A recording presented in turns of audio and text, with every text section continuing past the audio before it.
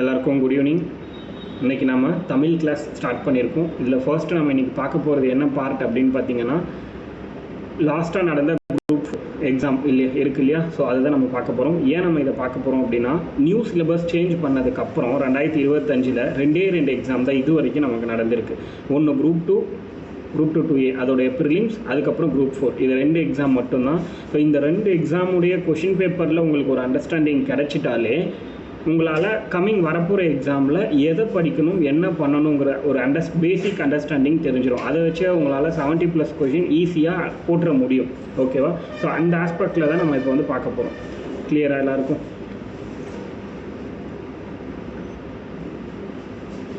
So நம்ம இப்போது உள்ளே போகலாம். இப்போ ஃபர்ஸ்ட் கொஷின் பாருங்கள். 2025 நடந்த குரூப் 4 எக்ஸாமில் ஃபர்ஸ்ட் கொஷின் 100 தமிழ் கொஷினை நம்ம பார்க்க போகிறோம். அதில் ஃபர்ஸ்ட் கொஷின் என்ன கேட்குறாங்க அப்படின்னா, பிழையான தொடரை கண்டறிக அப்படின்னு கேட்குறாங்க. பிழையான தொடர் ஃபர்ஸ்ட் நம்ம 4 ஆப்ஷன் இருக்குது நமக்கு. இந்த கொஷினோட ரெக்குயர்மெண்ட் என்னது அப்படின்னா, எது ராங்குன்னு கேட்குறாங்க. புரியுதா? எது கரெக்டுன்னு கேட்கல, எது ராங். அப்போ 3 ஆப்ஷன் கரெக்டாக இருக்க போது, 1 மட்டும்தான் தப்பாக இருக்க போகுது. இதுதான் இந்த கேள்வியோட ரெக்குயர்மெண்ட்டு. ஸோ ஆப்ஷன் ஏ பார்க்கலாம். ஆப்ஷன் ஏல என்ன கொடுத்துருக்காங்க, காளைகளை பூட்டி வயலை உழுதனர் அப்படின்னு சொல்கிறாங்க. இப்போது இதில் நம்ம என்ன செக் பண்ணணும்னா, லகரம் செக் பண்ணணும்.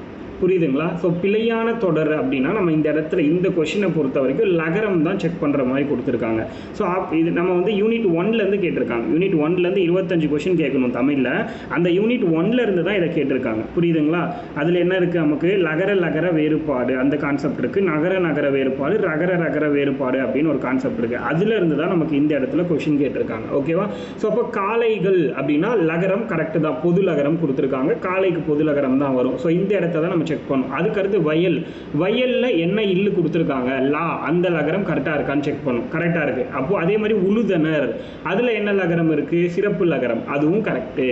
அப்போது நம்ம இந்த வார்த்தையெல்லாம் கரெக்டாக போட்டிருக்காங்கிறது தெரியணும்னா நிறைய தமிழ் புக்கை நம்ம வந்து படித்தா மட்டும்தான் ஐடென்டிஃபை பண்ண முடியும். So option A correct.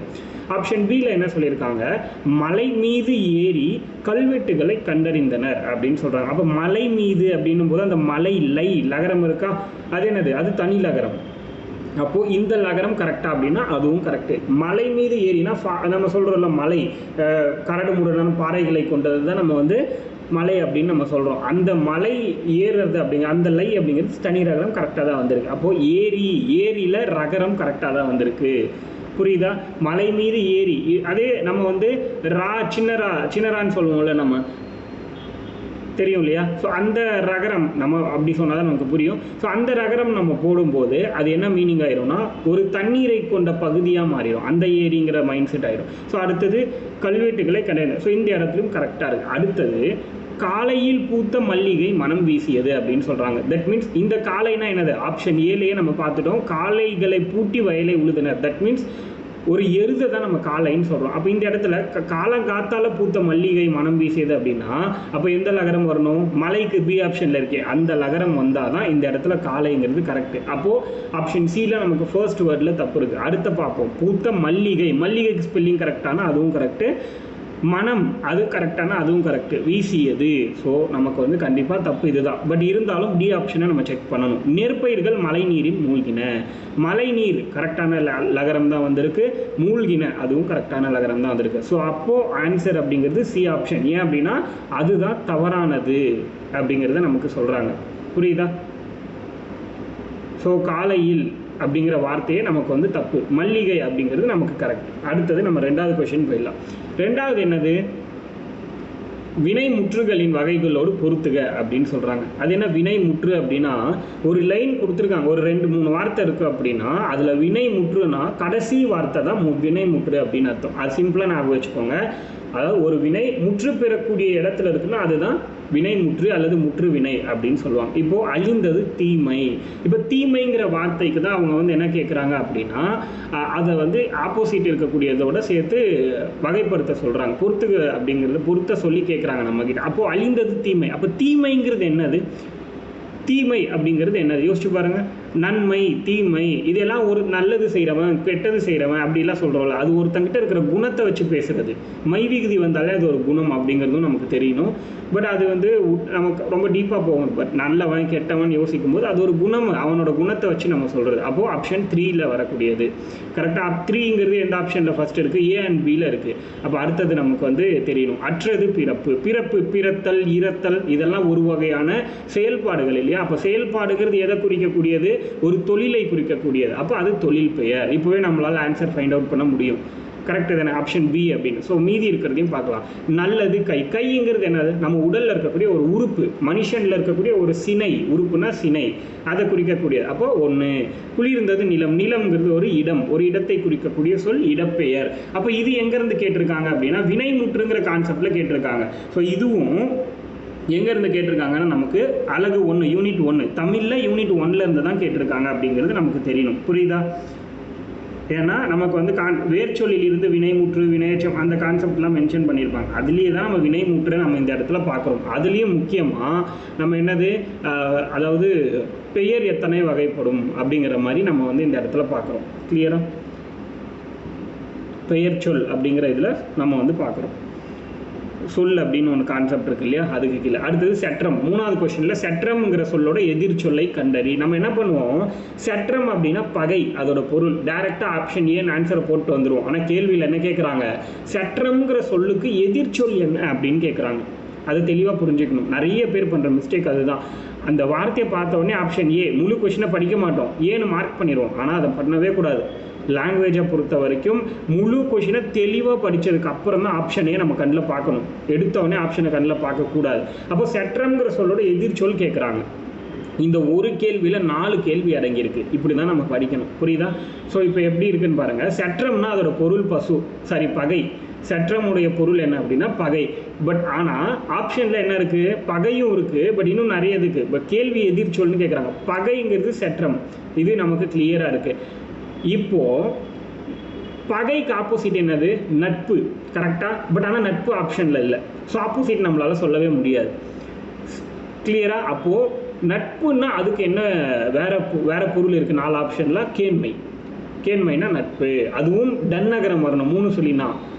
But option பியில் வன்மை 3 சொல்லினா வன்மை வந்துச்சுன்னா வளமை, அதாவது செழுமை மிக்க, வளமை மிக்க அப்படின்னு சொல்லுவாங்கள்ல. பயிர் வந்து செழுமையாக வளர்ந்துருக்கு, இவன் வந்து மிகப்பெரிய பணக்காரன், வளமை மிக்கவன் அப்படின்லாம் சொன்னால் அது ஆப்ஷன் பியில் இருக்கிறது.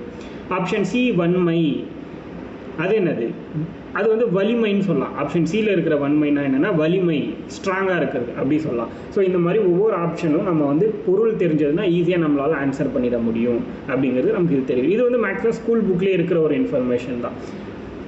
பாடும் பாடல், இதோட பெயரெச்ச வகை என்னன்னு கேட்குறாங்க. பாடும் பாடல் அப்படிங்கிற ஒரு கண்டென்ட்டோடைய என்ன பெயரெச்சம்னு கேட்குறாங்க. இப்போது பாடும் அப்படின்னா இதை நீங்கள் நல்லா யோசிச்சு பாருங்கள். இப்போ ஆப்ஷன் ஏ என்னது, நிகழ்கால பெயரெச்சம். நிகழ்காலம் அப்படின்னா எப்படி இருக்கணும், பாடுகின்ற பாடல். தட் மீன்ஸ் நடந்துட்டுருக்கு ப்ரெசண்ட்டாக அப்படின்னா இப்போ பாடிட்டு இருக்காங்க ஸ்டேஜில் அப்படின்னு நம்ம பேசுகிறோன்னா அதுதான் வந்து நிகழ்காலம். அப்போ பாடுகின்ற பாடல்னா நிகழ்கால பெயரெச்சம். புரியுதா? அப்போது ஆப்ஷன் ஏ கண்டிப்பாக வராது. இறந்த கால பெயரெச்சம்னா பாடிய பாடல், பாடி முடிச்சிட்டாங்க அப்படின்னு வந்திருக்கணும். அதுவும் இங்கே இல்லை. அப்போது இதுவும் தப்பு. அது எதிர்கால பெயரெச்சம், பாடும் பாடல். புரியுதுங்களா? அப்போ பாடும் பாடல் அப்படின்னா பாடலாம், நாளைக்கு பாடலாம், நாளான்னைக்கு பாடலாம், எப்போ வேணால் பாடலாம், அதுதான் எதிர்காலம், எதிர்கால பெயரெச்சம். அப்போ ஆப்ஷன் சி கரெக்டுன்னு கொடுத்துருக்காங்க. ஆப்ஷன் டி நம்ம குறிப்பு பெயரெச்சம் அப்படின்னா இது என்னது, இது நான் பாடுகின்ற பாடல், பாடிய பாடல், பாடும் பாடல், இது எதுவுமே வராது. எப்படி சொல்லலாம், குறிப்பு பெயரெச்சம்னா ஒரு பாடலோட அந்த கண்டென்ட்டோட பண்பை மட்டும் சொல்லும். பட் ஆனால் என்ன பண்ணாது அப்படின்னா காலத்தை காமிக்காது, குறிப்பாக காமிக்கும். புரியுதா? தட் மீன்ஸ் என்ன சொல்லலாம், சிறிய பாடல், பெரிய பாடல், சின்னதாக இருக்கிறதுனால சிறிய பாடல், பெருசாக இருக்கிறதுனால பெரிய பாடல் அப்படின்னா அதுதான் குறிப்பு பெயரெச்சம். புரியுதா? இப்படி தான் நம்ம வந்து புரிஞ்சுக்கணும். அப்போ அந்த கான்செப்ட் தெரிஞ்சாதான் சில இடங்களில் ஆன்சர் பண்ண முடியும். அடுத்து நட என்னும் வேர் சொல்லின் வழி உயர்திணை வினையாளனையும் பெயரை கண்டறிய. இந்த கொஷினை நல்லா தெளிவாக படிங்க. நடங்கிறது ஒரு வேர் சொல், கரெக்டாக? அப்போது இதோட உயர்திணை நல்லா புரிஞ்சுக்கோங்க. உயர்திணைன்னா என்னது, மனுஷங்களை சொல்கிறாங்க, ஆணோ பெண்ணோ இருக்கலாம். வினையாளனையும் பெயர், வினையாளனையும் பெயருங்கிறது என்னன்னு நமக்கு ஃபர்ஸ்ட் தெரியணும். புரியுதா? இப்போது இந்த உயர்திணை அப்படிங்கிறத வச்சே நம்ம இந்த ஆப்ஷனை நெக்லெக்ட் பண்ண முடியும். பாருங்கள், ஆப்ஷன் ஏ நடந்தது. நடந்ததுன்னு மனுஷனை சொல்ல முடியுமா? இல்லை ஒரு பொண்ணை சொல்ல முடியுமா? ஒரு பையனை சொல்ல முடியுமா? சொல்ல முடியாது. அது நடந்ததுன்னு சொல்லலாம். அது மீன்ஸ் என்னது? அனிமலை தான் சொல்ல முடியும். நடப்பது அதுவுமே நம்ம வந்து என்ன சொல்லலாம்? அனிமலை தான் சொல்ல முடியும். நடப்பவை அதுவும் அனிமலை தான் சொல்ல முடியும். இல்லைன்னா ஒரு கண்டென்ட்டில் யூஸ் பண்ணலாம் இந்த வேர்டை. என்னது? நடப்பது நல்லதுக்கே, நல்லவையே, இல்லது நடப்பவை அந்த அதாவது தவளை நடப்பவை தவளைகள் அப்படின்னு சொல்லலாம். இந்த மாதிரி தான் சொல்ல முடியும். பட் உயர்திணை நீங்கள் ஒரே ஒரு ஆப்ஷன் தான் இருக்குது நமக்கு, நடந்தவன் மாணவன். புரியுதா? இந்த மாதிரி நம்மளால் இதை சொல்ல முடியும். அப்போ உயர்திணைங்கிற வார்த்தையை வச்சு நம்மளால் இந்த கொஷினுக்கான ஆன்சர் பண்ண முடியுது. அடுத்தது வை என்னும் வேர்ச்சொல்லின் ஏவல் வினைமுற்று. ஃபர்ஸ்ட் ஏவல் வினைமுற்றுனா என்னது? இந்த கேள்வியில் வைங்கிற வேர்ச்சொல் கொடுத்துட்டாங்க. இதுக்கு 4 ஆப்ஷனில் எது ஏவல் வினைமுற்றுன்னு கேட்குறாங்க. இப்போ ஏவல் அப்படின்னா யாரால? மனுஷங்களால தான் ஏவுதல் பண்ண முடியும். ஒரு மாடு போய் அதை செய்யணும் ஏவல் பண்ண முடியுமா? முடியாது. அப்போது 4 ஆப்ஷனில் எது மனுஷங்க யூஸ் பண்ணதுன்னு செக் பண்ணாலே நமக்கு ஆன்சர் வந்து. இந்த இடத்துல போயிட்டு நீங்கள் வேறு எதை பற்றி யோசிக்கவே தேவையில்லை. வைத்த, வைத்து, வைத்தங்கிறது கண்டிப்பாக வரவே வராது நமக்கு. கரெக்டு தானே? ஏன்னா ஒரு ஏவல் வினைமுற்றுனா அதோட வேர்ச்சொல் எப்படி இருக்கணும் அப்படின்னா கண்டிப்பாக அது ஒரு முற்று பெற்றார் மாதிரி இருக்கணும். புரியுதுங்களா? சும்மா இந்த வைத்த அப்படிலாம் வரக்கூடாது. வைத்து அப்படி கூட சொல்லலாமே தவிர வைத்தன்னு சொல்லவே முடியாது. அப்போ வைத்து இதை வந்து வராது. ஏவல்னும் போது ஒரு மனிதனால் செய்ய முடியும். வைத்தது அப்படின்னா அது என்னது? யானை பலகையை வைத்தது அப்படின்னு சொல்லலாம். அப்போ அது ஒரு அனிமலை தான் சொல்கிறோம். ஏவல் யாரால் பண்ண முடியும்? மனுஷங்க. அப்போ அவள் மரக்கட்டையை வைத்தாள் அப்படி சொன்னால் அது நம்மளால் எக்ஸாக்டாக ஆன்சர் பண்ண முடியும். புரியுதா? அப்போது கொஷினுடைய கான்செப்டை அண்டர்ஸ்டாண்ட் பண்ணாலே நம்மளால் என்ன கேட்டிருக்காங்கங்கிறது நம்மளால் எக்ஸ்பிளைன் பண்ணிட முடியும். புரியுதா? அடுத்தது 7வது கொஷின் பார்ப்போம். கூற்று காரணம். இந்த இடத்துல நம்ம தெளிவாக பார்க்கணும். கூற்று காரணம்லாம் நிறைய தப்பு பண்ணுவாங்க. இந்த கேள்வி எப்படி கேட்டிருக்காங்கங்கிறத நம்ம ஒவ்வொன்றும் பார்க்கலாம். கூற்று காரணம்லாம் ஃபர்ஸ்ட் 7வது கொஷின் பாருங்கள். கூற்று என்ன சொல்கிறாங்க அப்படின்னா, ஒன்றை சுட்டி காட்ட வரும் எழுத்துகளுக்கு சுட்டெழுத்துகள் என்று பெயர். Exactly correct. புக்கில் இருக்கிற மாதிரி அப்படியே கொடுத்துருக்காங்க. இந்த கொஷின் அப்படியே டேரெக்டாக புக்கில் இருந்து வந்த கொஷின் தான். புரியுதா? இதுக்கு காரணம் என்ன அப்படின்னா, ஏ, யா, ஆ, ஓ, ஏ என்பன சுட்டெழுத்துகளாக வந்து பிறவற்றை சுட்டுகிறது அப்படின்னு சொல்கிறாங்க. அப்படியா? ஒன்றை சுட்டி காட்ட வரும் எழுத்துக்களுக்கு சுட்டெழுத்துக்கள் என்று பெயர் கரெக்டு. பட் அதுக்கு காரணம் என்னன்னா, இந்த எழுத்துக்கள் தான் சுட்டெழுத்துக்களாக வந்து பிறவற்றை சுட்டுதுன்னு சொல்கிறாங்க. பட் ஆனால் இங்கே கொடுத்துருக்கிற 5 எழுத்துக்களும் வினா எழுத்துக்கள், சுட்டெழுத்துக்கள் கிடையாது. சுட்டெழுத்துக்கள் என்னென்ன வரும்? ஆ, இ, உ. இது 3 மட்டும்தான் நம்ம வந்து சுட்டெழுத்துக்களாக பயன்படுத்துகிறோம். அப்போது காரணம்ங்கிறது என்னது? தப்பு அப்படிங்கிறது நமக்கு தெரியும். கிளியரா? அடுத்தது 8வது கொஷின். கூற்று அப்பக்கம், இப்பக்கம், உப்பக்கம், ஆ, இ, உ இது 3 வந்திருக்கா? இதுதான் சுட்டு சொற்கள் அப்படின்னு சொல்கிறாங்க. சுட்டு எழுத்துக்கள் அதை வந்து சொற்களாக கொடுத்துருக்காங்க. இங்கே காரணம் இடப்பொருளை சுட்டுவதற்காக ஆ, இ, உ வந்திருக்கு. கரெக்டு தானே? அந்த பக்கம், இந்த பக்கம், அதே மாதிரி என்னது? உப்பக்கம். ஸோ இதையும் நம்ம வந்து சொல்லலாம் இந்த பக்கம் அப்படின்னு சொல்லலாம். அப்படி இந்த 3 எதுக்காக வந்திருக்கு அப்படின்னா இடப்பொருளை சுற்றுறதுக்காக வந்திருக்கு, அந்த பக்கம் அப்படின்ற மாதிரி. புரியுதா? அப்போ இது ரெண்டுமே கரெக்டான விஷயம் தான். 2 கொஷினுமே ஸ்கூல் புக்கில் இருந்து தான் வந்திருக்கு. பட் கொஞ்சம் டிஃபர் பண்ணி கேட்டிருக்காங்க. ஸோ ரொம்ப ஈஸியான கேள்வி. அடுத்து 9வது கேள்வி பாருங்கள். பொருந்தாத இணை. இப்போ இதை நீங்கள் எப்படி புரிஞ்சுக்கணும் அப்படின்னா, லைக் வந்து என்ன சொல்லலாம், உயிரெழுத்து மெய்யெழுத்தை நீங்கள் ஞாபகம் வச்சுக்கோங்க. அதோடைய இணை எழுத்து மாதிரி வந்திருக்கும். புரியுதா? அதோட இணை எழுத்து நல்லா பாருங்கள். ஏ, ஏ. கரெக்டாக? ஏ அப்படின்னா ஏ. தந்தகரம், தாக்கு நான் வருமா? ரன்னகரம் வருமா? ஆனால் ஐக்கு ஆ வருமா? ஆன்னா ஐயா வரும். ஸோ அதுதான் தப்பு. ஆக்கு ஆ தான் வரும், ஐ வராது. அப்போது அதுதான் தப்புங்கிறது நமக்கு தெரியணும். ஸோ அந்த என்ன கான்செப்டில் கேட்டிருக்காங்கிறது நமக்கு புரியணும். அப்போது இதுவுமே புக்கிலேருந்து தான் கேட்டிருக்கான். ஆனால் நமக்கு வந்து சிம்பிளாக பொருந்தாத இணைன்னு மட்டும் சொல்லிட்டான். பட் அந்த என்ன பொருந்தாதுன்னு தெரிஞ்சால் மட்டும்தான் நம்மளால் ஆன்சர் பண்ண முடியும். இதுதான் அங்கே விஷயம். அப்போ கேள்வியை வந்து நம்ம வந்து புரிதலோட கண்ணோட்டத்தில் பார்க்கணும். அப்போது நம்ம மைண்ட் செட் வந்து ஃப்ரீயாக இருக்கணும். அன்றைக்கி எந்த ஒரு ஸ்ட்ரெஸ்ஸும் இல்லாமல் எக்ஸாம் ஹாலுக்கு போகிற அன்றைக்கி நம்ம ஃப்ரீயாக இருந்தால் தான் இதை டக்குன்னு இப்படி வந்திருக்கலாம்னு யோசிக்க முடியும் நம்மளால். அடுத்தது கணம் அப்படின்னா 2 சுழியில் போட்டிருந்தாங்க அப்படின்னா, அதாவது இதுக்கு முன்னாடி பார்த்தோம்ல ரன் நகரம், அந்த நகரம் போட்டிருந்தாங்கன்னா அதுக்கு வந்து நமக்கு என்ன பொருள், வெயிட்னு சொல்லலாம், நம்ம பாரம் சுமை அப்படின்னு சொல்லலாம். பட் ஆனால் இங்கே 3 சுழி வந்ததுனால அது கூட்டம். புரியுதா? இப்போது இந்த ஒன்று கண்டுபிடிச்சிட்டாலே நம்மளால் செகண்ட் ஆப்ஷனை கண்டுபிடிச்சிட முடியும். ஆக்சுவலி இது நம்ம படித்தா மட்டும்தான் ஆன்சர் பண்ண முடியும். அந்த லகரம் நகரம் இந்த வேறுபாடுக்கு நிறைய இருக்குது, அதை நம்ம வந்து படிக்கணும். அதுக்கு நான் உங்களுக்கு நோட்ஸ் நான் கொடுக்குறேன், அதை மட்டும் நீங்கள் படித்தாலே போதும். ஓகேவா? பட் ஆனால் அதுலேயே நிறைய இருக்கும், அதை நீங்கள் படிச்சிங்கனாலே இதுக்கு ஆன்சர் பண்ணிடலாம். இந்த கேள்வி படித்தா தான் ஆன்சர் பண்ண முடியும். ஸோ நம்ம நெக்ஸ்ட்டுக்கு போயிடலாம். 11th question, school book. இது வந்து அவுட் சைட் கொஷின் தான், ஸ்கூல் புக் கிடையாது. ஸோ 11th கொஷின், சரியான விடை குறிப்பை தேர்க. சேம் கூற்று காரணம், இதுதான் நீங்கள் முக்கியமாக பார்க்க வேண்டியது. இந்த மாதிரி கேள்வியும் ஒரு கொஷின் 2 கொஷின் கேட்கறதுக்கான வாய்ப்பு இருக்குது. அப்போது ஒற்றுப்பிழை அப்படிங்கிற கான்செப்டை தெளிவாக படிக்கணும். சந்திப்பிழை ஒற்றுப்பிழைன்னு ஒரு கான்செப்ட் இருக்குது இல்லையா, அதை இந்த டைப்லேயும் கேள்வி கேட்குறாங்க. புரியுதா? அது எப்படி இருக்குன்னு பாருங்கள்.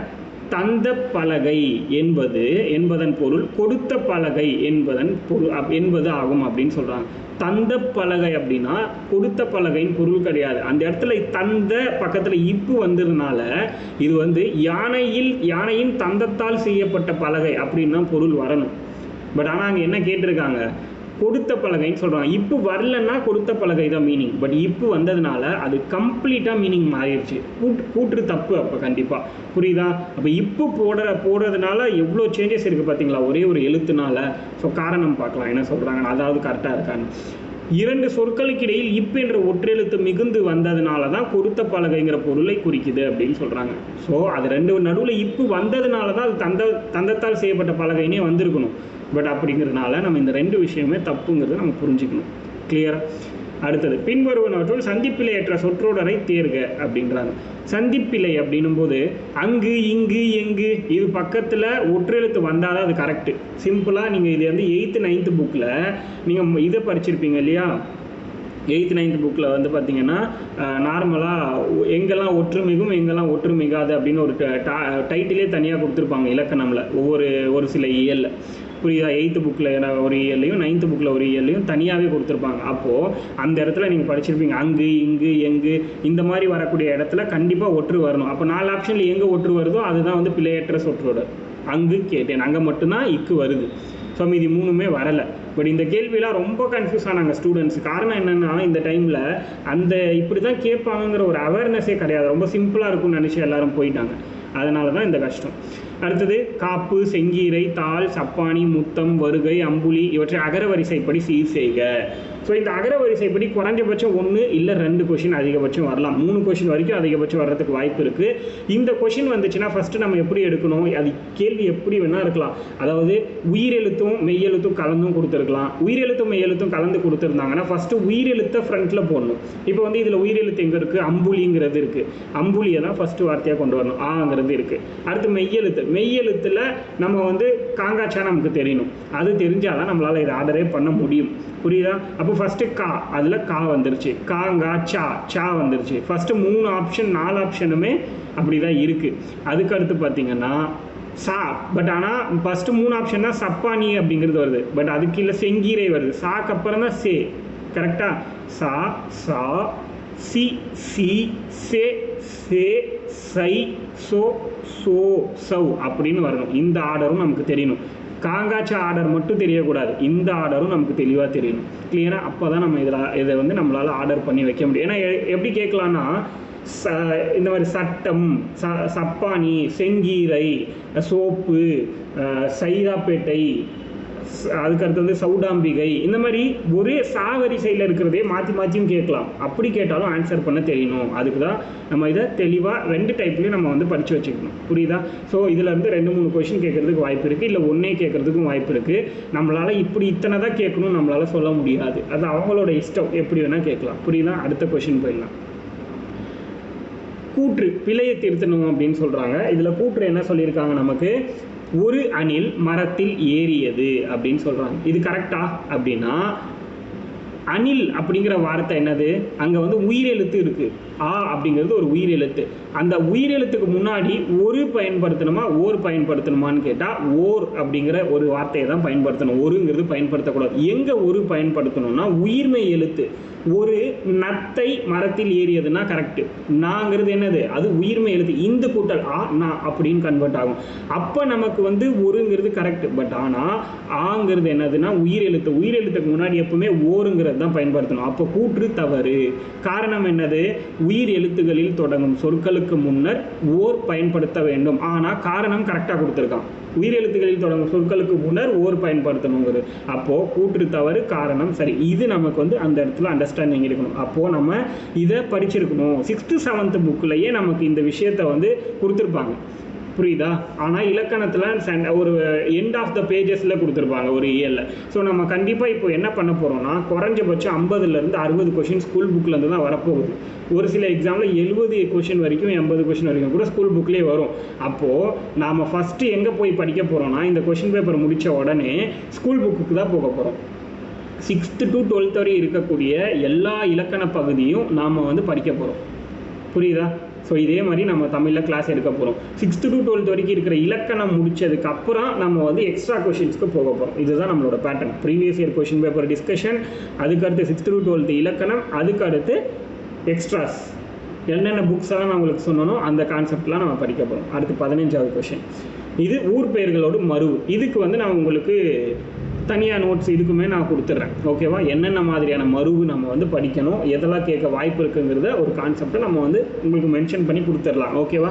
ஸோ இது படித்தா தான் உங்களுக்கு தெரியும். பட் ஆனாலும் மேக்ஸிமம் நம்மளுக்கு ஆன்சர் பண்ணுற மாதிரி தான் இந்த கொஷின் இருக்கும். அதையும் புரிஞ்சுக்கோங்க. ரொம்ப கஷ்டமாலாம் இருக்காது. ஆன்சர் புரிஞ்சு நம்ம ஆன்சர் பண்ணுற மாதிரி தான் இருக்கும். அதையும் தெளிவாக புரிஞ்சுக்கோங்க. அடுத்து கொஷின் நம்பர் 16. இரு பொருள் தருக. தாரணி ஸ்கூல் புக்கில் இருக்கிற ஒரு இன்ஃபர்மேஷன் தான் உலகம். இது உலகம்னு தெரிஞ்சாலே நம்ம ஃபஸ்ட் 2 ஆப்ஷன் ரிமூவ் பண்ணிடலாம். ஏன்னா தாரணி சூரியனுக்கும் தாரணிக்கும் சம்மந்தமே இல்லை. கதிரவனும் சூரியனும் ஒன்று. அதே மாதிரி தாரணினா உலகம் அப்படிங்கிறது பூமிங்கிறதும் கரெக்டு. பட் ஆனால் கடல் அப்படிங்கிறது குறிக்கிறதுக்கு வாய்ப்பு கிடையாது. அப்போது ஆப்ஷன் டி. இது எல்லாமே நம்ம வந்து படிக்கிறதுனால ஆன்சர் பண்ண முடியும். பட் அதே மாதிரி ஸ்கூல் புக்கில் இருக்கக்கூடிய இன்ஃபர்மேஷன் தமிழில் யூனிட் 7 இருக்கு இல்லையா, அதில் நீங்கள் படிக்கும்போது இதெல்லாம் ஈஸியாக உங்களுக்கு மைண்டில் இருக்கும். அடுத்து 17th கொஷின். ஒரு பொருட்பன்மொழி. இதில் வந்து பார்த்திங்கன்னா ஒரு 3 டைப் இருக்குது. அதை நம்ம வந்து தெளிவாக படிக்கணும். 3 டைப் இருக்குது. அந்த 3 என்னங்கிறத தெளிவாக படிக்கணும். மீ மிசை ஞாயிறு அப்படிங்கிற சொல் எந்த பொருளை உணர்த்துதுன்னு கேட்குறாங்க. பட் இவன் ஒரு பொருட்பன்மொழியிலேருந்து கேள்வியே கேட்கலை. அந்த கான்செப்டை உள்ளே கொண்டு வந்துட்டு பொருள் கூறுக கேட்குறான். புரியுதா உங்களுக்கு? மீமிசை ஞாயிறு. அதில் மீமிசை அப்படிங்கிறது என்ன பொருள்னு கேட்குறான். மீனாலும் மேல் அப்படின்னு தான் பொருள், மிசைனாலும் மேல் அப்படின்னு தான் பொருள். ஸோ ஒரு சில டைமில் மிசை அப்படின்னா எதிர்ச்சொல் என்னன்னு கேள்வி கேட்டிருக்காங்க. நிறைய எக்ஸாம்ஸில் கேட்டிருக்காங்க. மிசைனா எதிர்ச்சொல் என்ன. ஆப்ஷனில் ஃபஸ்ட்டு ஆப்ஷன் என்ன இருக்குன்னா மேல்னு இருக்கும். எல்லாரும் அதை போட்டு வந்துடுவாங்க. கொஷினை தெளிவாக பார்த்துருக்க மாட்டாங்க. கடைசியாக பார்த்தா எதிர்ச்சொல் கேட்டிருப்பான். அப்போனா கீழ் அப்படின்னு அர்த்தம். மீனாலும் மேல்னு தான் அர்த்தம், மிசைனாலும் மேலன்னு தான் அர்த்தம். புரியுதா? அடுத்து கேள்வி நம்பர் 18. பொருந்தாத சொல்லை கண்டறிதல். இதுக்கு நம்ம படித்து தான் ஆகணும். படித்தா மட்டும்தான் நம்மளால் ஆன்சர் பண்ண முடியும். முரல்னாலும் வகுலினாலும் வாழைனாலும் என்ன பொருள், வியாழம்னா என்ன பொருள், இது தெரிஞ்சால் மட்டும்தான் நம்மளால் ஆன்சர் பண்ண முடியும். அப்போது இதுக்கு நம்ம பொருள் நிறைய படிச்சிருக்கணும், எக்ஸ்ட்ராஸ் நிறைய படிக்கணும். இதுக்கும் நம்ம வந்து மெட்டீரியல் சோர்ஸ் நான் வந்து உங்களுக்கு குரூப்பில் வந்து சென்ட் பண்ணிடுவேன். ஒவ்வொரு சாப்டருக்கும் தனித்தனியாக. அதை நீங்கள் படிச்சுக்கிட்டீங்கனாலே போதுமானது. ஓகேவா? அடுத்தது இந்த கொஷின் சம்மந்தமே இல்லாத ஒரு கொஷின் தான். ஸோ அதனால் இது மாதிரி 1-2 கொஷின் நமக்கு வரலாம். அதை நீங்கள் போய் எங்கேயாவது உட்காந்து படிக்கணுமானா கிடையாது. அதை வந்து 4 ஆப்ஷனை வச்சு ஏதாவது பண்ண முடியுமான்னு யோசிச்சு நீங்கள் அந்த நேரத்தில் போடுறது தான் இந்த மாதிரி கேள்வியெல்லாம். 19வது கொஷின்லாம். இன்னொரு கொஷினும் அந்த மாதிரி வந்திருக்கும். அடுத்தது இப்போ 20வது கொஷின். இதெல்லாம் வந்து நீங்கள் திங்கிங்கை வச்சு போடுறது. 20வது கொஷின் இதெல்லாம் நீங்கள் படிக்கணும்னு அவசியம் கிடையாது. திங்கிங் வச்சு போடுற கொஷின் தான் இது. டேஷ் டேஷ் உறவோர் ஆயின் உறவோர் உறவோராக மடவமாக மடந்தை நாமே. இந்த பாடல் வரியில் உள்ள எதிர்ச்சொல்லை எடுத்து எழுதுகன்னு கேட்குறாங்க. மடவம் மடந்தை இது ரெண்டும் எதிர்ச்சொல்லுன்னு சொல்கிறாங்க. மடந்தை நாமே அப்படின்னா நம்மளை சொல்கிற ஒரு வார்த்தை. மடவம் ஆக அப்படின்னா மடவம் அப்படின்னா வேற நம்மளையும் ஒரு ரிலேஷன்ஸையும் அப்படின்ற மாதிரி சொல்லும்போது நம்ம வந்து இதை நம்மளால் இந்த வார்த்தையை சொல்ல முடியாது. மடவும் மடந்தை நல்லா யோசிச்சு பாருங்கள். மட எதிர்ச்சொல்லாம் வரதுக்கு வாய்ப்பே கிடையாது. அதனால புரிஞ்சுக்கோங்க. அடுத்தது உறவோர் ஆயின் உறவோர் ஆக, ஆயின்னாலும் ஆகனாலும் அங்கே ஒரே மாதிரி தான் நமக்கு மீனிங். இது வந்து மீனிங் மாதிரி இருக்குது, இது வந்து எதிர்ச்சொல்லாம் நம்மளால் சொல்லவே முடியாது. ஆப்ஷன் சியில் என்ன சொல்கிறாங்க, உறவோர் மடந்தை. இப்போ நமக்கு காம்படிஷனே சி அண்ட் டி மட்டும்தான். ஏபி வந்து நம்ம ஈஸியாக ஃபவுண்ட் அவுட் பண்ணிடலாம், சி அண்ட் டியில் தான் நமக்கு காம்படிஷன் இருக்குது. இங்கே தான் நம்ம என்ன நோட் பண்ணணும்னா உறவோருங்கிறத வச்சு நம்ம கண்டுபிடிக்க முடியாது. பட் ரெண்டாவது வார்த்தை என்ன இருக்குது, மடந்தை மடவம். நாமே அப்படின்னா மடந்தை, மடந்தைங்கிறது நம்மளை சொல்கிறது. உறவோருங்கிறது அதாவது இந்த உறவுன்னா நம்ம சொந்தக்காரங்கிறத சொல்கிறது கிடையாது, இது வேற, புரியுதா? அதாவது வலிமை அந்த மாதிரி வந்துடும், புரியுதுங்களா? இது வேற அது வேற. அப்போ இந்த இடத்துல மடந்தைங்கிறது நம்மளை குறிக்க, நம்மளை அப்படின்னும் போது ஒரு ரிலேட்டட் டு ஒரு லைக் நம்மளை அப்படின்னே வச்சுக்கோங்களேன். அப்படின்னும் போது இந்த உறவோர் வலிமை சம்மந்தப்பட்ட விஷயத்துக்கு இதுக்கும் சம்மந்தம் இருக்காதுன்னு ஒரு கெஸ் பண்ணணும் நம்ம மைண்டில், புரியுதா? அப்படி வந்தால் தான் இதுக்கு ஆன்சர் பண்ண முடியும். பட் ஆனால் ஈஸியாக ஆன்சர் பண்ணக்கூடிய ஒரு கொஷின் தான் இது. இதெல்லாம் படிக்கணும்னு அவசியம் கிடையாது. இந்த லைன்ஸை வச்சு, இந்த 3 லைனை வச்சு 4 ஆப்ஷனை வச்சு நம்மளால் கெஸ் பண்ணிட முடியும். நிறைய கொஷின் அப்படி தான் ஆன்சர் பண்ணுற மாதிரி இருக்கும் இப்போ இருக்கிற சிலபஸில், புரியுதா? படித்தது வச்சு 80 கொஷினுக்கு மேலே போட்டுடலாம். பட் ஆனால் அதுக்கு மேலே போடுற ஒவ்வொரு கொஷினும் அந்த எக்ஸாமால் உங்களோட மைண்ட் செட்டை பொறுத்து தான் நீங்கள் ஆன்சர் பண்ண முடியும். 90 கொஷினும் போடலாம், 95 போடலாம். ஆனால் அங்கே நீங்கள் எப்படி மைண்ட் செட்டில் இருக்கீங்கிறது தான் விஷயமே, புரியுதா? அடுத்து கொஷின் நம்பர் 21. ஒருவர் அல்லது நூல் கூறக்கூடிய கூற்றை விளக்கும் இடத்து பயன்படுத்த வேண்டிய நிறுத்தற்குறியை கண்டறிக அப்படின்னா, ஃபஸ்ட்டு இதுக்கு நமக்கு வந்து இது விஷயம் என்னென்னு கார்புள்ளினா என்ன, அரைப்புள்ளினா என்ன, முக்காற்புள்ளினா என்ன, முற்றுப்புள்ளினா என்னன்னு தெரியணும். கார்புள்ளினா கமா, அரைப்புள்ளினா மேலே ஒரு புள்ளி செமிகோலன் மாதிரி போடுவோம். பட் ஆனால் கமா கீழே இருக்கும், மேலே புள்ளி வைப்போம், அதுதான் அரைப்புள்ளி. முக்காற்புள்ளினா செமிகோலன், 2 புள்ளி வச்சுருது ஒரு பேருக்கு பக்கத்தில். முற்றுப்புள்ளினா ஒரே ஒரு புள்ளி கீழே வச்சு முடிக்கிறது. இதுதான் வந்து இதோட டெஃபினிஷன். இப்போது நம்ம ஒரு கட்டுரை எழுதுகிறோன்னு வச்சுக்கோங்களேன், அதில் குறிப்பு சட்டகம் அப்படின்னு போடுறோம், முன்னுரைன்னு போடுறோம். முன்னுரைன்னு போட்டு பக்கத்தில் என்ன பண்ணுவோம், ஒரு 2 புள்ளி வைப்போம், அதான் முக்கார் புள்ளின்னு நம்ம சொல்கிறோம், புரியுதா? செமிகோலன் வைப்போம், வச்சுட்டு தான் நம்ம லைனே ஆரம்பிப்போம். அப்போனா ஒரு நபர் ஒரு விஷயத்த சொல்கிறாருன்னா அப்படி தான் நம்ம ஆரம்பிப்போம். ஒரு நூல் இப்போது 10 அப்படின்னு போட்டு நான் அதை பற்றி எழுத போகிறேன்னா அது போட்டுட்டு செமிகோலன் வச்சுட்டு கீழே ஒரு பாதி லைன்லேருந்து தான் நான் எழுத ஆரம்பிப்பேன். அப்போது ஒரு நூல் வந்து ஒரு விஷயத்தை சொல்லுது அப்படின்னா அந்த இடத்துல நான் என்ன வைப்பேன், செமிகோலன், அதுக்கு பேர் முக்கார் புள்ளி. இந்த கான்செப்ட் உங்களுக்கு கிளிக் ஆகணும் மைண்டில், இவ்வளோதான் விஷயம்.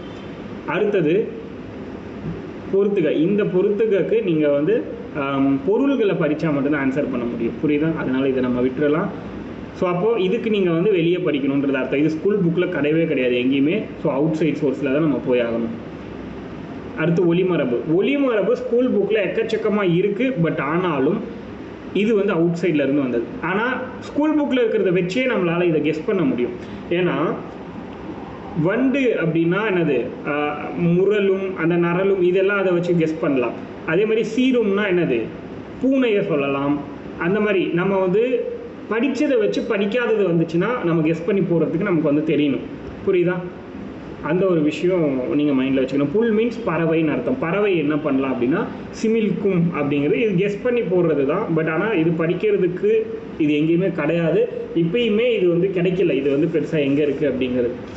அதனால் நம்ம வந்து கெஸ் பண்ணி போடுறது சிலது இருக்கும், அதையும் நம்ம பார்த்துக்கலாம். அடுத்தது பிழை அற்ற நிகழ்காலத்தை தேர்ந்தெடுக்க சொல்கிறாங்க.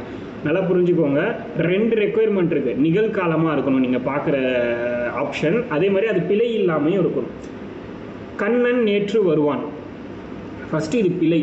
நேற்று வந்தான் அப்படின்னா தான் அது கரெக்டு. ஸோ இங்கே தப்பு, பிழை வந்துருச்சு.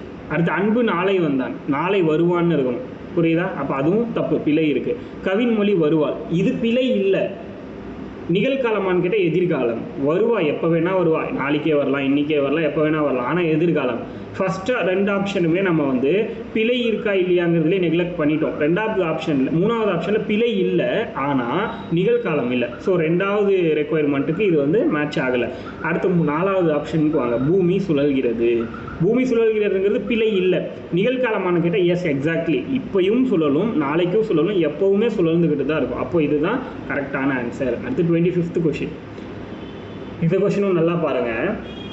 25ல் என்ன கேட்குறாங்க, கூற்று காரணம் தான் யானைகள் விரைந்து ஓடியது. சொல்லலாமா, சொல்லக்கூடாது. ஒரே யானை அப்படின்னு சொன்னாதான் விரைந்து ஓடியதுன்னு சொல்ல முடியும்.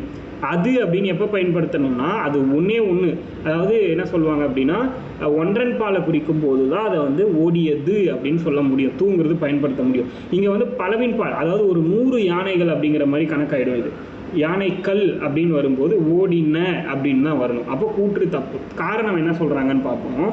யானைகள் என்ற பலவின் பால் பெயருக்கு அது என்ற ஒன்றன் பால் விகுதி தான் இடம்பெறணும்னு சொல்கிறாங்க. நல்லா புரிஞ்சுக்கோங்க. ஆப்ஷன் ஏவை தான் கரெக்டுன்னு ஆப்ஷன் பியில் சொல்கிறாங்க. தட் மீன்ஸ் கூற்று கரெக்டுன்னு காரணமில் சொல்கிறாங்க. ஆனால் கூற்றும் தப்பு, காரணமும் தப்பு. கூற்றில் தப்பாக இருக்குது அப்படின்னா அந்த காரணத்தை கரெக்டுங்கிற மாதிரி சொல்லியிருக்கிறதுனால இது ரெண்டுமே தப்பு. புரியுதா? கொஸ்டின் நம்பர் 26 போயிடலாம். 26வது கேள்வி, பிறவினை தொடரை கண்டறி. இப்போ ஃபஸ்ட்டு அதுக்கு நமக்கு என்ன தெரியணும், 9th புக்கில் முதல் இயல் நம்ம தெளிவாக படிச்சிருக்கணும். தன்வினைனா என்ன, பிறவினைனா என்ன அப்படின்னு. தன்வினைனா ஒருத்தன் தானாக ஒரு விஷயத்தை செய்கிறது தன்வினை. பிறவினைனா அது இன்னொரு நபருக்காக செய்யப்படுற விஷயம் தான் பிறவினை. ஆப்ஷன் ஏ இந்த கான்செப்டில் பார்க்கலாம். அன்பு பாடல் பாடினான், ஒருத்தன் அவனுக்காக பாடிக்கிறது, அதனால் இது தன்வினை. ஆப்ஷன் தப்பு. கவின்மொழி திருக்குறள் கற்றுக்கிட்டான், படித்து கற்றுக்கிட்டான், ஸோ அதுவும் வராது. அடிகள் மறை ஓதினார், அடிகள் என்ன பண்ணியிருக்காரு, வேதங்களை ஓதியிருக்காரு, அதை படிச்சிருக்காரு, அவ்வளோதான். அரசன் மாலை அணிவித்தான், மாலை அணிவித்தான் அப்படின்னா என்ன அர்த்தம், வேற யாருக்கோ போட்டிருக்காங்க அப்படின்னு அர்த்தம். அப்போ பிறவினை அதுதான். அப்போது அரசன் மாலை அணிவித்தான், இது எப்படி இருக்குன்னா விபி வை பண்ணு அந்த லெட்டர்ஸ் எல்லாம் அதிகமாக யூஸ் பண்ணுவாங்க பிறவினையில். வி அணிவி வருது இல்லை, அந்த வி பி வை பண்ணு இந்த வார்த்தைகள் எழுத்துக்கள் எல்லாம் அதிகமாக இருக்கும், அதுதான் பிறவினை. 9th புக்கில் உங்களுக்கு தெளிவாக இருக்கும், நம்ம புக்கில் பார்க்கும்போது இன்னும் கிளியராக பார்க்கலாம். புரியுதா? அடுத்தது 27. இந்த கேள்விக்கு தான் எனக்கு வந்து எழுத முடிஞ்சிருந்துச்சுன்னா கொஞ்சம் ஈஸியாக இருந்திருக்கும். சரி, நான் எக்ஸ்பிளைன் பண்ணுறேன் பாருங்கள். எவ்வகை வினை என்பதை கண்டறிகன்னு கேட்குறாங்க. நல்லா கொஞ்சம் யோசிக்க வேண்டிய கொஷின் இது. இரண்டாம் வேற்றுமையில் இருப்பது முதல் வேற்றுமையாகவும் முதல் வேற்றுமையில் இருப்பது மூன்றாம் வேற்றுமையாகவும் மாறும் வினை எப்போது நிகழும்னு கேட்குறாங்க இந்த 4 ஆப்ஷனில். இதுக்கும் தன்வினை பிறவினை தன்வினைக்கும் சம்மந்தமே கிடையாது, பட் இருந்தாலும் இருக்கட்டும். ஃபஸ்ட்டு 2 ஆப்ஷன் தான் நமக்கு இதுக்கு தேவையே. இந்த கேள்வியை எப்படி வந்து நம்ம அணுகணும் அப்படின்னா, ஒரு எக்ஸாம்பிள் நமக்கு தெரியணும். இதுக்கு என்ன சொல்லலாம் அப்படின்னா, கபிலர் கோவிலை கட்டினார். நல்லா புரிஞ்சுக்கோங்க, கபிலர் கோவிலை கட்டினார். இப்போ இது என்னது, கபிலர் கோவிலை கட்டினார், அந்த கோவிலைன்னும் போது ஐங்கிறது வெளிப்படையாக வந்திருக்கு, இது இரண்டாம் வேற்றுமை. கோவிலை கட்டினார் அப்படிங்கிறது என்னது, அது ஒரு முதல் கோவில் கட்டினார் அப்படிங்கிறது முதல் வேற்றுமை. புரியுதா? கோயில் கட்டினாருங்கிறது முதல் வேற்றுமை, கோயிலை கட்டினார் அப்படிங்கிற வார்த்தையோடு வர்றது நம்ம என்ன சொல்கிறோம்னா இரண்டாம் வேற்றுமை. இப்போது இந்த இரண்டாம் வேற்றுமை முதல் வேற்றுமையாகவும் இருக்குது. இப்போது அந்த கோவிலை கட்டினாருங்கிறது கோவில் கபிலரால் கட்டப்பட்டது. புரியுதுங்களா? இப்போ இதை நான் திரும்பவும் வித்தியாசமாக மாற்றுறேன். கோவில் கபிலரால் கட்டப்பட்டது, அங்கே ஆள் வந்துருச்சுன்னா அது மூன்றாம் வேற்றுமை. இப்படி எங்கே மாறுது அப்படின்னா, ஃபஸ்ட்டு நான் என்ன சொன்னேன், கபிலர் கோவிலை கட்டினார் அப்படிங்கிறத நான் வந்து என்ன சொல்கிறேன், இரண்டாம் வேற்றுமையிலேருந்து முதல் வேற்றுமை, அதுக்கப்புறம் முதல் வேற்றுமையை திரும்பவும் மூன்றாம் வேற்றுமையாக மாற்றிருக்கேன். ஸோ இந்த கான்செப்டாக தான் இந்த வார்த்தைகளை நம்ம வந்து மாற்ற முடியும். அப்போது அது என்னது அப்படின்னா, செய்வினைங்கிறது செயற்பாட்டு வினையாக மாறுதுன்னு அர்த்தம். தட் மீன்ஸ் என்னது, கபிலர் கோவிலை கட்டினார். நல்லா புரிஞ்சுக்கோங்க, கபிலர் கோயிலை கட்டினார். அப்போது கோவிலை கட்டினாருங்கிறது செய்வினை, கோவில் கபிலரால் கட்டப்பட்டது மூன்றாம் வினையாக மாறுது. இரண்டாம் வேற்றுமையிலேருந்து மூன்றாம் வேற்றுமையாக மாறும்போது அது என்னவாயிடுச்சு, செயற்பாட்டு வினையாக மாறிடுச்சு. புரியுதா உங்களுக்கு? செய்வினைங்கிறது கோவிலை கட்டினார், கோவில் கட்டப்பட்டதுன்னு வரும்போது செயற்பாட்டு வினை. அப்போ இதுக்கப்புறம் தான் அது மாறும், அதுதான் செய்வினை டு செயற்பாட்டு வினை. அந்த கான்செப்ட் இது, அந்த புரிதல் வேணும். அடுத்தது இந்த கொஷினுக்கான புரிதல் வந்து என்ன அப்படின்னா, ஒயிட் ஹால் அப்படின்னாலே நம்ம வெள்ளை மாளிகை அப்படின்னு தான் யோசிப்போம். பட் ஹிஸ்டாரிக்கலாக கேட்குறாங்க அவங்க. நீங்கள் 8th புக்குன்னு நினைக்கிறேன், அந்த 8th புக்கோட ஹிஸ்ட்ரியில் போய் பார்த்தீங்கன்னா, பிரிட்டிஷ்காரங்க இவங்க செயின்ட் ஜார்ஜ் கோட்டை இருக்கு இல்லையா, அதை கட்டின உடனே அதுக்கு உள்ளே இருக்கிறவங்களுக்கு ஒயிட் பர்சன் சம்திங் ஒயிட் அப்படிங்கிற பேரையும், வெளியே இருக்கிறவங்களுக்கு அதாவது வெள்ளை மக்கள்னும் உள்ளே இருக்கிற வெளியே இருக்கிறவங்களுக்கு கருப்பு மக்கள்னு பேர் வச்சுருப்பாங்க. அப்போ அது உள்ளே இருக்கிற மொத்த பகுதிக்கும் ஒயிட் ஹால், வெளியே இருக்கிறத வந்து அது மாதிரி பிளாக் ஹால் அப்படி சொல்லுவாங்க. அப்படி சொல்லும்போது அது வந்து யார், பிரிட்டிஷ்காரங்க நம்மளை ஆட்சி பண்ணும்போது அந்த பேரை வச்சாங்க அப்படிங்கிறது நமக்கு தெரியணும். அப்போது நம்ம ஸ்கூல் புக்லேயே இதுக்கு இந்த பொருள் இருக்குது அப்படிங்கிறது நமக்கு தெரியணும். புரியுதா? ஹிஸ்ட்ரியில் படிச்சிருப்போம் நம்ம. அதுக்கடுத்து இங்கே வந்துருங்க. 29வது கொஷின் என்ன கேட்குறாங்கன்னா, இது தமிழ் சொல். இது வந்து நம்ம படிக்கணும்னு கிடையாது, எங்கேயோ போய் ஆக்சுவலி என்ன சொல்ல வரேன்னா, நான் கலை சொற்கள் படித்து தான் ஆன்சர் பண்ணணும்னு கிடையாது. அந்த எக்ஸாம் ஹாலில் உட்காந்து புரிதலில் கூட ஆன்சர் பண்ணலாம். அதனால் நீங்கள் கலை சொற்களை தேடி தேடி தேடி 100, 200, 1000, 10,000 படிக்கக்கூடாது. அதனால் டைம் தான் வேஸ்ட்டு. ஒரு 5 கொஷின் கேட்குறான், பட் ஆனால் 5ல் 4 கேள்வி ஓரளவுக்கு ஆன்சர் பண்ணிடலாம் கெஸ் பண்ணிங்கன்னா, அப்படி தான் இருக்கும். அதனால் அது எப்படிங்கிறத நான் புரிய வைக்கிறேன் பாருங்கள். இப்போ ஏல என்ன இருக்குது, டார்க் ஃபைபர் அப்படின்னு இருக்குது. ஃபஸ்ட்டு டார்க்னால் நமக்கு வந்து இருட்டு அப்படிங்கிறது தெரியணும். ஃபைபர்னால் அது என்னது, அது ஒரு அதான் இலை, அவனே தெளிவாக கொடுத்துட்டான். அப்போ இது கண்டிப்பாக சொல்லிடலாம். பட் ஆனால் இன்னொரு ஆப்ஷன் இருக்குது, 2 நெக்லெக்ட் பண்ணிட்டோம், 1 கண்டுபிடிச்சதுனால. ரெண்டாவது டெமான்னா கண்டிப்பாக நமக்கு வந்து தெரியாது. டார்க்கஸ்ட் அப்படின்னா ரொம்ப இருட்டு அதிகமாக இருக்க மாதிரி. அப்போது ஆப்ஷன் சியில் இருக்குது பாருங்கள். ஸோ பட் ஆனால் ஏ ஆப்ஷனும் அதே தான், பி ஆப்ஷனும் அதே தான். சரி, லாஸ்ட்டாக டென்சிட்டி, அடர்த்தி. லாஸ்ட்டுக்கு அடர்த்தி, டென்சிட்டினா அடர்த்தி. நம்ம வந்து சயின்ஸில் படிச்சிருக்கோம், அறிவியல் புக்கில்.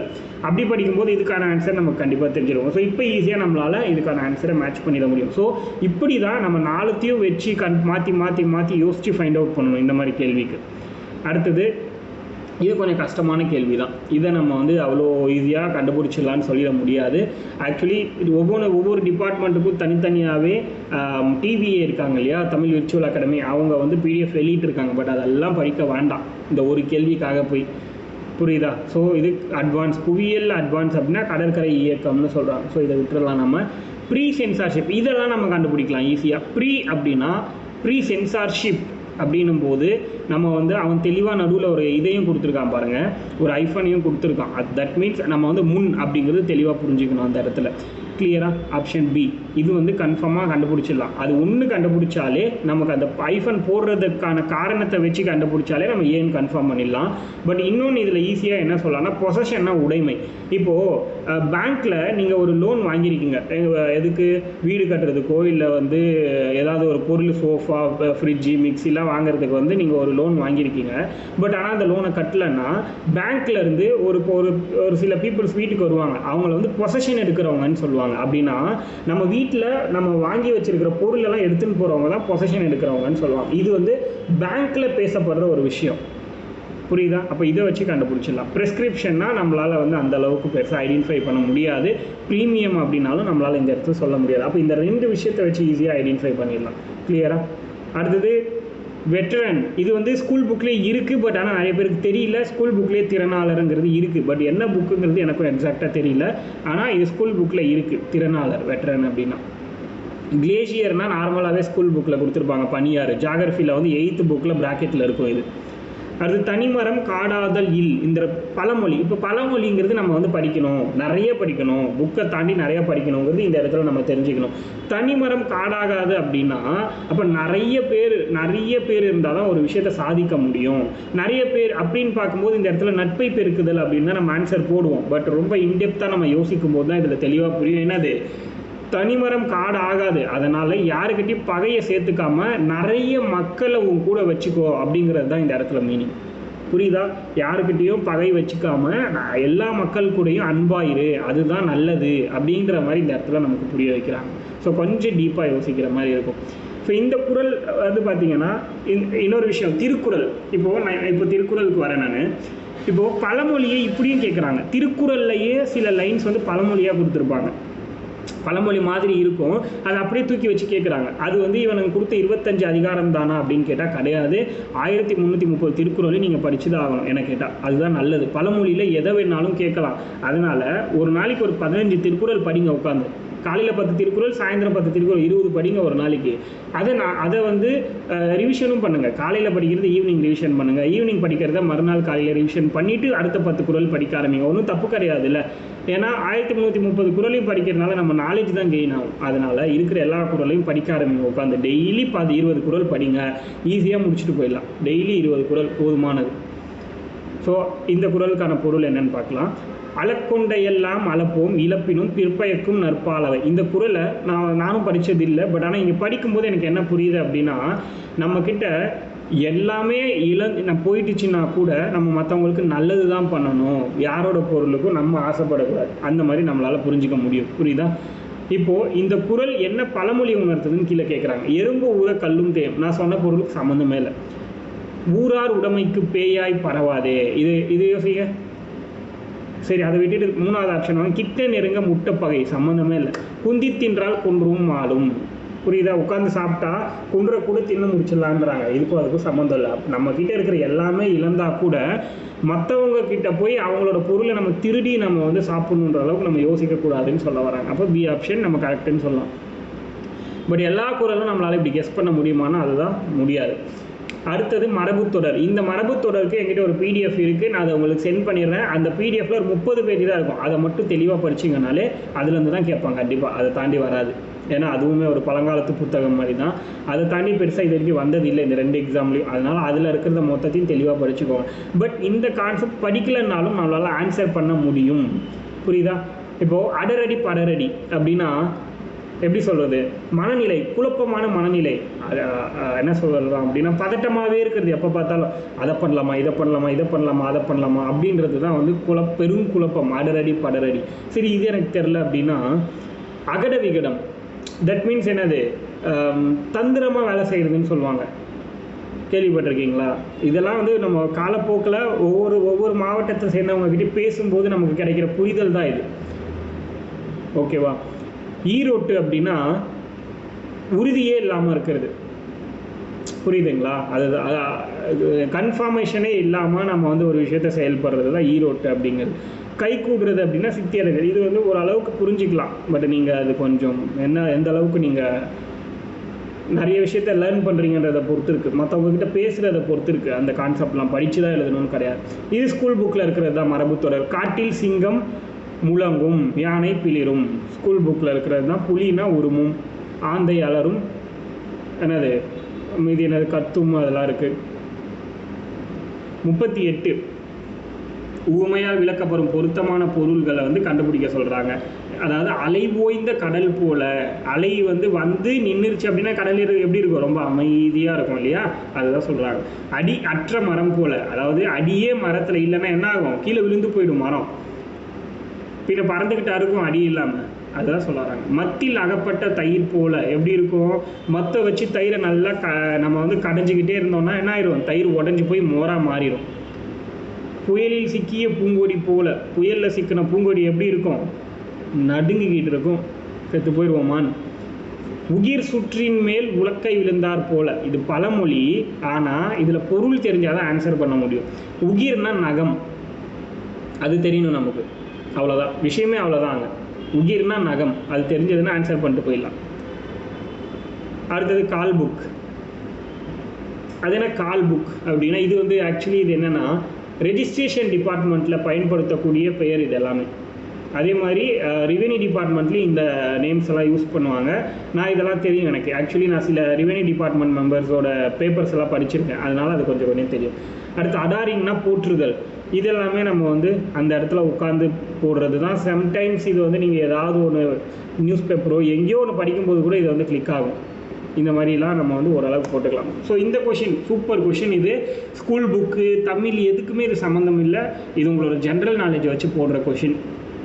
தோழன் என்ற பொருள் தரும் காம்ரேட் என்ற சொல் எம்மொழியில் இருந்து வந்துச்சு அப்படின்னு கேட்குறாங்க. இதுக்கு ஈஸியாக நான் எப்படி இதுக்கு ஆன்சர் பண்ணுறேன் அப்படின்னா, இந்த கேள்வியை பார்த்தோன்னே எனக்கு என்ன மைண்டில் தோணுச்சுன்னா, நல்லா யோசிச்சு பாருங்கள். காம்ரேடுன்னு யாரை சொல்கிறோம், லெனினை காம்ரேடுன்னு நம்ம சொல்லுவோம். முதல் காம்ரேட் அப்படின்னு நம்மளை வந்து அவரை தான் சொல்கிறோம். லெனினை தான் வந்து முதல் காம்ரேட் அப்படின்னு நம்ம சொல்கிறோம். அப்படிங்கிறது என் மைண்டில் வந்துச்சு. முதல் காம்ரேட் லெனின் அப்படின்னு ஒரு புக்கே என்கிட்ட இருக்குது. அந்த புக்கை வச்சு நான் யோசிக்கும்போது பிரெஞ்சு புரட்சிங்கிறது ஒன்று நடக்குது. பிரெஞ்சு புரட்சின்னு ஒன்று நடக்குது. அந்த பிரெஞ்சு புரட்சி அப்படிங்கிறது நடத்தினது லெனின். முதல் காம்ரேட் லெனின், பிரெஞ்சு புரட்சி நடத்தினது அவர். அப்போ அது என்ன மொழியாக இருக்கலாம், பிரெஞ்சு மொழியாக இருக்கலாம். இப்படி தான் நான் போட்டேன். புரியுதா? இப்படி தான் நான் யோசிப்பேன். அடுத்த கேள்வி பார்க்கலாம். சரியான இணையை கண்டறி. ஸோ நம்மளோட பேசிக் நாலேஜ் வெளியே நம்ம எந்த அளவுக்கு நம்ம வந்து நாலேஜ் கெயின் பண்ணிக்கிறோங்கிறத பொறுத்தும் நம்ம சில கேள்விக்கு ஆன்சர் பண்ண முடியும். சரியான இணை தாராபாரதி. என்னது, ஆசிய ஜோதியா? கிடையாது. ஆசிய ஜோதி யாரோடது, கவிமணியோட புத்தகம். அப்போ அது தப்பு. Mudiyarasan Veerakaviyam, exactly correct. கவிமணியோடது இதய ஒளின்னு கொடுத்துருக்காங்க. நோ, அது டிகேசியோடது. அதுக்கடுத்து ரசிகமணி, அதான் டிகேசி, அவரோட பேருக்கிட்ட விலங்கணி, சம்மந்தமே இல்லை. அப்போது ஆப்ஷன் பி 2 மட்டும்தான் correct. That means option A மட்டும்தான் கரெக்டு அப்படின்னு சொல்கிறாங்க. இதெல்லாம் நீங்கள் நார்மலாக ஸ்கூல் புக்கில் இருக்கிறது. இதுவும் ஸ்கூல் புக்கு தான். பூட்கை என்ற சொல்லின் பொருள் கேட்குறாங்க. பூட்கை இது வந்து 9th புக்கில் 10th புக்கில் லாஸ்ட்டில் இருக்கும். 9th புக்கில் லாஸ்ட்டில் கொடுத்துருப்பாங்க. பூட்கை இல்லோன் யாக்கை போல அப்படின்னு ஒரு விஷயம், ஒரு வரி இருக்கும். அந்த வரிக்கு என்ன மீனிங்னா, குறிக்கோள் இல்லாத மனிதன், உயிரில்லாத பிண்டம்னு சொல்லுவாங்க, பிணம் மாதிரின்னு சொல்லுவாங்க. குறிக்கோளே இல்லாத ஒரு மனிதன் வாழ்கிறது பிணம்க்கு ஈக்குவல் அப்படின்னு சொல்லுவாங்க. தட் மீன்ஸ் என்னது, அப்போ பூட்கைனா குறிக்கோள்னு அர்த்தம். புறநானூறு சம்திங் அந்த நூல் சொல்லியிருப்பாங்க. உலகத் தமிழ் கழகத்தை நிறுவி தலைவராக இருந்தது யார் அப்படின்னா, உலகத் தமிழ் கழகம்னாலே தேவனைய பாவனர். இதுவும் ஸ்கூல் புக்கில் தான் இருக்குது. அப்போ ஸ்கூல் புக்கை படித்தாலே நம்மளால் ஆவரேஜாக 60லேருந்து 70 கொஷின் கண்டிப்பாக அட்டன் பண்ண முடியும். நல்லா புரிஞ்சுக்கோங்க. ஸ்கூல் புக்கில் இலக்கணம்லேயும் மற்ற கான்செப்ட்லேயும் தெளிவாக இருந்தால் 70 கேள்வி வரைக்கும் மேக்ஸிமம் அட்டன் பண்ணிடலாம். அதுக்கு மேலே வர்ற கொஷினும் கெஸ் பண்ணி ஓரளவுக்கு 10 கொஷின் ஈஸியாக போட்டுடலாம். அடுத்த 10 கொஷின் மட்டும் நம்ம வந்து கொஞ்சம் ஹார்ட் ஒர்க் பண்ணுற மாதிரி இருக்கும், வெளியே படிக்கிற மாதிரி. ஸோ 90 கொஷினுக்கு மேலே ஈஸியாக போடலாம். என்னோடய பாயிண்ட் ஆஃப் வியூ அதுதான். அப்படி தான் உங்களை கொண்டு போகணுங்கிறது என்னோட தாட். அடுத்து 46, கடைச்சங்க காலத்தில் தமிழகத்தில் எழுதப்பட்ட எழுத்துக்கள் ஆக அழைக்கப்பட்டு என்னது, எதை சொல்கிறாங்க, கண் எழுத்துக்கள். இது ஸ்கூல் 7th புக்லேயே இருக்கும். ஸ்கூல் புக்கில் 2வது இயல்ல 7th புக்கில் இருக்கும். ஏலாதியில் இடம்பெறாத மருந்து பொருள் என்னது, சுக்கு, மிளகு, திப்பிலி. அதாவது ஏலாதினா மொத்தம் 6 பொருள்கள். அது ஃபஸ்ட்டு ஏலக்காய், சுக்கு, மிளகு, திப்பிலி.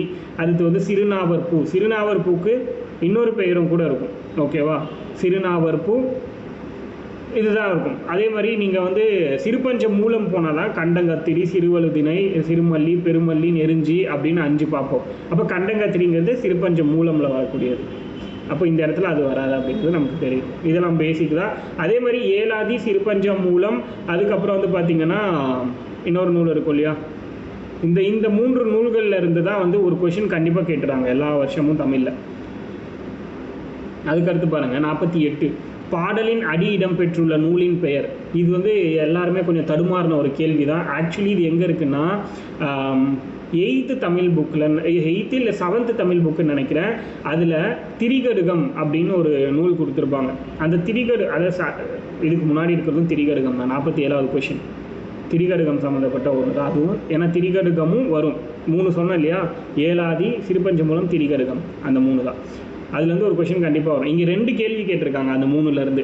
48 தூற்றின் கண் தூவிய வித்துங்கிறது மொத்தம் 3 பாடல் இருக்கும். 7th புக்கு தான். 3 பாடல் கொடுத்துருப்பாங்க திரிகடுகம்லேருந்து. அதில் முதல் பாடலில் 3வது லைன் அந்த வரியை கொடுத்து இது எந்த நூல்னு கேட்டிருந்தாங்க. ஸோ எல்லாருமே தடுமாறின ஒரு கொஷின். பழைய 7வது புக்கு, புது புக்கு கிடையாது. ஸோ அந்த கொஷின் கொஞ்சம் எக்ஸ்ட்ராடினரி கொஷின் தான். அடுத்தது பார்க்கலாம். கூற்று காரணம் கொடுத்துருக்காங்க 49ல். கூற்று என்னது, அழிவில்லாத சிறந்த செல்வம் கல்வியே. சூப்பரான ஆப்ஷன், கரெக்டான ஆப்ஷன். அதுக்கு காரணம், ஒருவருக்கு அதனை விட சிறந்த செல்வம் வேறில்லை அப்படின்னு தான் இருக்கும். ஆனால் இங்கே வேறு உண்டுன்னு கொடுத்துட்டாங்க. நம்ம ஸ்பீடாக பார்த்தோன்னா 2மே கரெக்டுன்னு போட்டு போயிடுவோம். பட் ஆனால் என்ன சொல்லியிருக்கான், வேறு உண்டு, வேறு இல்லை. அழிவில்லாத சிறந்த செல்வம் கல்வி தான். கல்வியை தவிர வேறு எதுவுமே சிறந்தது கிடையாது. அதுதான் கரெக்டு. பட் ஆனால் இங்கே தப்பாக கொடுத்துருக்காங்க, உண்டுன்னு. அப்போது ஆப்ஷன் ஏ சரி, ஆர் தவறு அப்படிங்கிறது நமக்கு தெரியும். சரியான சொற்றொடரை தேர்வு செய்து கீழ்காணும் தொடரை நிறைவு செய்க. தாம் கற்றவற்றை கற்றவர் முன் தெளிவாக சொல்ல வல்லவர் யார் அப்படின்னா, கற்றவருள் மிகவும் கற்றவராக மதிக்கப்படுவார். திருக்குறளோட பொருளை கொடுத்துருக்காங்க, வேற ஒன்றும் கிடையாது. புரியுதா? திருக்குறளோட பொருள் டேரெக்டாக இது அப்படியே ஸ்பீடாக படிக்கும்போதே உங்களுக்கு ஆன்சர் வந்துடும். ரொம்ப கஷ்டம்லாம் கிடையாது. அடுத்து பாருங்கள் 51, அடிக்கோடிட்ட சொல்லின் பொருள் தகுதியான் வென்று விடல். மிகுதியான் மிக்கவை செய்தாரை தாம் தம் தகுதியான் வென்று விடல்னு ஒரு திருக்குறள் படிச்சிருப்பீங்க. அப்படின்னா என்னது, தன்னுடைய செருக்கு அகம்பாவத்தால் ஒருத்தன் செய்யக்கூடிய தவிர நம்மளுடைய தகுதியால் வெற்றி பெற வைக்கணும்னு சொல்கிறாங்க. அந்த தகுதி என்னென்னா, நம்ம பொறுமையால் உடனடியாக கோவப்படாமல் தக்க காலம் வர வரைக்கும் பொறுமையாக இருந்து நம்ம செயல்படணும்னு சொல்கிறாங்க. அப்போ தகுதினா நம்மளோட தகுதி என்னது, பொறுமை அப்படிங்கிறது தெரியணும் இந்த இடத்துல. அது கேள்வி நம்பர் 52, தொடர் அமைக்க விரிந்தது விரித்தது. இது வந்து நம்ம அந்த தொடரை படிக்கும்போது தான் நமக்கு புரியும். மாலை நேரத்தில் அல்லி இதழ் விரித்தன. புரியுதா? மாலை நேரத்தில் அல்லி இதழ் விரித்தன, மயில் தோகை விரிந்தது அப்படின்னு சொல்கிறாங்க. யோசிக்கலாம். பட் ஆனால் மயில் தோகை விரிந்ததுன்னு சொல்ல முடியுமா? மயிலுங்கிறது ஒரு உயிர். அது விரிச்சாதான் விரியும், தானாக விரியாது. விரிந்ததுன்னா அது என்னமோ தானாக நடந்த மாதிரி இருக்குது. அப்போ அது கண்டிப்பாக வரதுக்கு வாய்ப்பு இல்லை. ஸோ அடுத்த ஆப்ஷன் பார்க்கலாம். மாலை நேரத்தில் அல்லி இதழ்கள் விரித்தன அப்படின்னு சொல்கிறாங்க. இது கொஞ்சம் நல்லா இருக்குது ஃபர்ஸ்ட் ஆப்ஷனை விட. மயில் தோகை விரித்தன, ஸோ இதுவுமே கரெக்டாக இருக்க மாதிரி இருக்குது. ஸோ அடுத்த ஆப்ஷன் பார்க்கலாம். பட் ஆனால் மயில் தோகை விரித்தனன்னு இருக்குது. மயில்கள் தோகை விரித்தனா தான் கரெக்டு. மயில் தோகை விரித்ததுன்னு வேணால் சொல்லலாம். அப்போ அதுவும் நமக்கு வந்து ஃபஸ்ட்டு கரெக்டாக இருக்குது, செகண்ட் தப்பாக இருக்க மாதிரி இருக்குது பியில். சியில் பார்க்கலாம். ஃபஸ்ட்டு மாலை நேரத்தில் அல்லியின் இதழ்கள் விரிந்தன, இதுவுமே ஓகே தான், நல்லா இருக்க மாதிரி தான் இருக்குது. இதழ்கள் விரிந்தன அப்படின்னு இருக்குது. பட் ஆனால் இதழ்கள் சரி பார்ப்போம். மயில் தோகை விரித்தது ஓரளவுக்கு கரெக்டாக இருக்க மாதிரி இருக்குது ரெண்டுமே. சரி அடுத்து டி பார்க்கலாம். மாலை நேரத்தில் அல்லியின் இதழ்கள் விரிந்தன, நல்லா இருக்குது இதுவுமே. அல்லியின் இதழ்கள் விரிந்தன, ஸோ சி ஆப்ஷன் மாதிரியே தான் இதுவும் இருக்குது. மயில் தோகையை விரித்தது பர்ஃபெக்டாக மேட்ச் ஆகுது. மயில் தோகையை விரித்தது, மயில் தோகை விரித்ததுங்கிறதுக்கும் மயில் தோகையை விரித்ததுங்கிறதுக்கும் வித்தியாசம் இருக்குல்ல. அப்போது தெளிவான புரிதல் எங்கே இருக்குது? மயில் தோகையை விரித்தது, புரியுதா? அப்போது ஆப்ஷன் டி கரெக்டுன்னு நம்ம சொல்லலாம். பட் சிடியில் நிறைய பேர் கன்ஃபியூஷன் வரலாம், வாய்ப்புகள் அதிகம். பட் ஆனால் டிங்கிறத நம்ம வந்து சூஸ் பண்ணுங்கிறது இதில் வந்து தெரியுது. அடுத்து கூற்று காரணம் வந்திருக்கு 53ல். இது எல்லாமே அவுட் சைடு தான். இந்த கான்செப்டை புரிஞ்சு தான் ஆன்சர் பண்ண போகிறோம். தமிழ் படிக்கிறதுனாலையோ இல்லை வந்து மனப்பாடம் பண்ணுறதுனாலையோ கிடையாது. இது எல்லாமே கான்செப்ட் புரிதல்னால மட்டும்தான் நம்மளால் ஆன்சர் பண்ண முடியும். அடுத்து கூற்று காரணம், இதோட லாஸ்ட் கொஸ்டினை வச்சுக்கலாம், மீதிய நாளைக்கு பார்க்கலாம். கூற்று என்னது? கலைக்கழகம் என்பது கலையை கற்பிக்கும் கழகம் அப்படின்னு சொல்கிறாங்க. கரெக்டு தானே? பல்கலைக்கழகம்னு எடுத்துக்கலாம். அப்படின்னா என்னது? பல்கலைக்கழகம், பல கலைகளை கற்றுக் கொடுக்கக்கூடிய கழகம் தான் பல்கலைக்கழகம், சிம்பிளாக யோசிக்கணும்னா. அடுத்து அதோட காரணம் என்ன சொல்கிறாங்க? இரண்டு சொற்களுக்கிடையே இக்கு என்ற ஒற்று மிகுவதால் கலையை கற்பிக்கும் கழகம் என்று பொருள் கொள்ள வேண்டும்னு சொல்கிறாங்க. அது கரெக்டானு யோசிக்கலாம். இக்கு இல்லைன்னா கலைக்கழகம் அப்படின்னு இருக்கும். கலைக்கழகம் அப்படின்னா பொருளே வராது அந்த இடத்துல. ஸோ அதனால் நம்ம இக்கு போட்டால் தான் இந்த பொருள் வருது அப்படின்னு நம்ம எடுத்துக்கலாம். ஸோ ரெண்டுமே கரெக்டு. ஸோ நம்ம இன்னைக்கு 53 கேள்விகள் பார்த்துருக்கோம். மீதியை நம்ம நாளைக்கு பார்க்கலாம். இன்றைக்கி கிளாஸ் போதும். தேங்க்யூ.